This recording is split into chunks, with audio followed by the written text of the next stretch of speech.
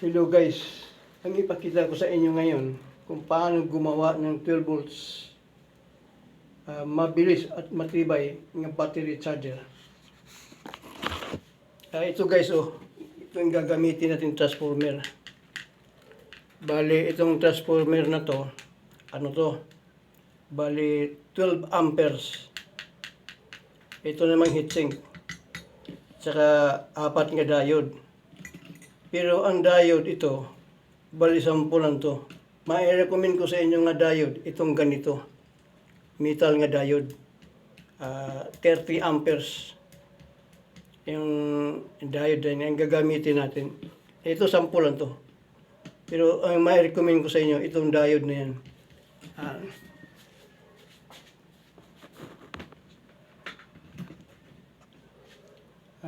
Itong transformer na itong 12 amperes na to.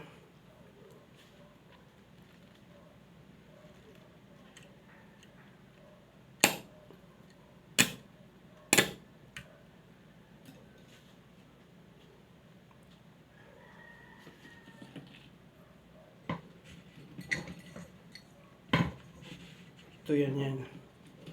Yan gagamitin natin to.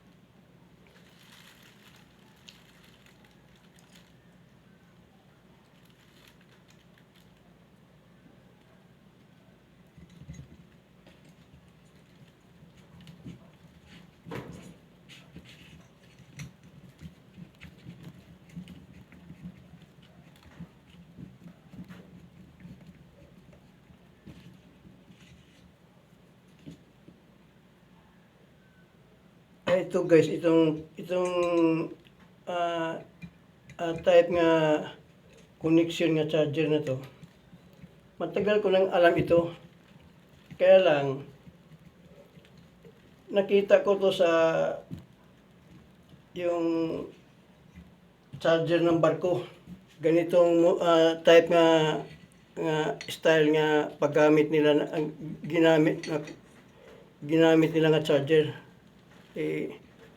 Sa barko, ang battery charger nila, kung mag-burn out sa barko, kailangan maka-charge sila kaagad. Kaya ito lang ginagamit nilang fast charger, yung style na to.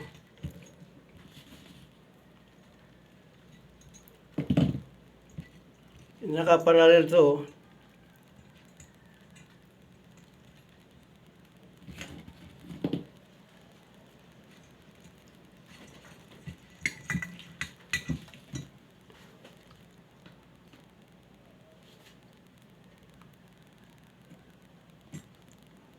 Ito yung center tap na transformer. Nagdikit pa.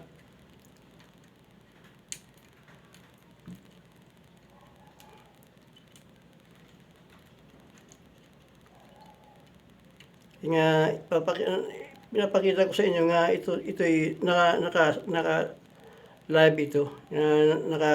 May kuryente talaga.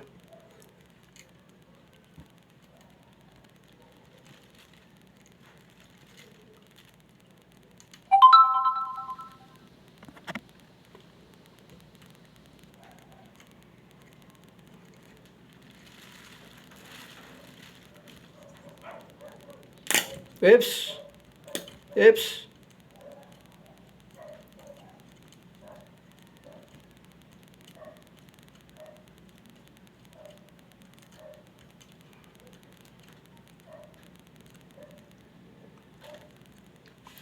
Ngayon guys, dito natin itap to yung dito sa dito sa diode. Yan. Pero hindi tali-tali lang to, bali ano lang to, kung paano, sample lang to kung ano. Eps, malakas.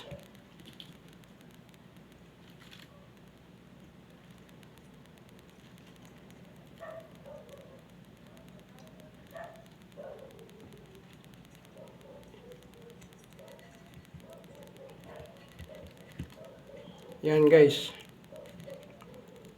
Ngayon magkabit tayo ng positive, connection ngayon sa positive.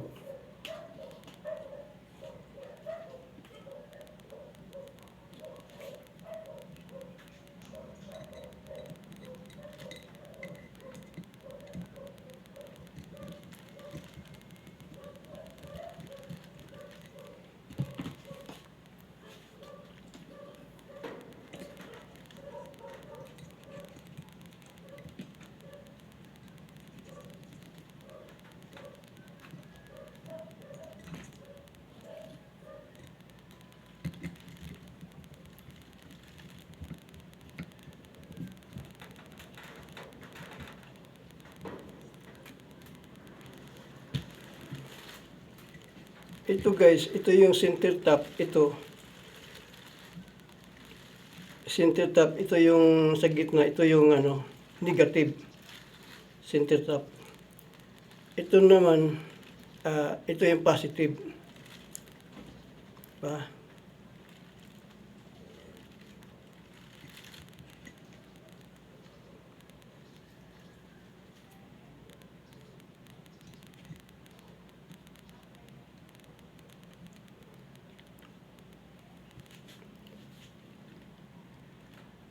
Ang ngayon i-testing natin ha. Okay, di ba? Napagkalakas. Okay. Guys, ito yung diagram nito guys. Oh. Ang input nito 220. Bali, yung dulo na yan, itong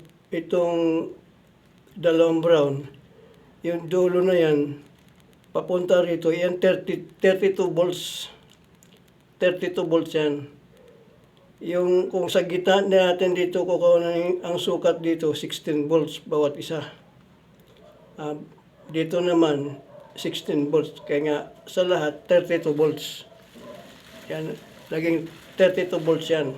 Kaya nga, matibay siya dahil dalawang 16 ginagamit. Naging 16, dalawang 16 ginagamit, yun. Bali nagtutulungan yung dalawang kuryente, kaya nga matibay. At saka half wave plus half wave naging full wave. Di ba? Ito yung nakitang, itong gamit na to, sa barko ko to na nakuha ang idea na to nga ito pala ay fast charger. Kasi ginagamit nila sa barko nga ng fast charger eh. Pero guys, ang battery charger, walang kapasitor walang filter. Note, wala talaga yan, wala. Oh, yan. Oh, center tap, ang center tap naka-ground. Ang isa dito, 32 volts. Bali, pinagsama natin yung dulo at dulo, naging 16. Kasi ito, 12 volts charger ito. Kailangan, ngayon, ito ngayon, 15 volts. Pero kailangan kasi nga, ang charger, hindi nga, kung 12 volts ang charger, battery natin, 12 volts din, hindi pwede yung ganun. Kailangan mas mataas siya ng kunti, may allowance siya ng mga 3 volts. Ang iba pa nga, 16 volts. O, ang iba, 16 volts, ganun, 17 volts. Kailangan mas mataas siya. Kasi, di ba, kung ikaw nagbibigay ng kuryente, dapat ikaw mataas. Kasi ikaw nagsa-charge eh. Yan ang ano yan. O. Di ba? Fast charger. Matibay at saka fast chargers. Guys, salamat guys. At saka God bless.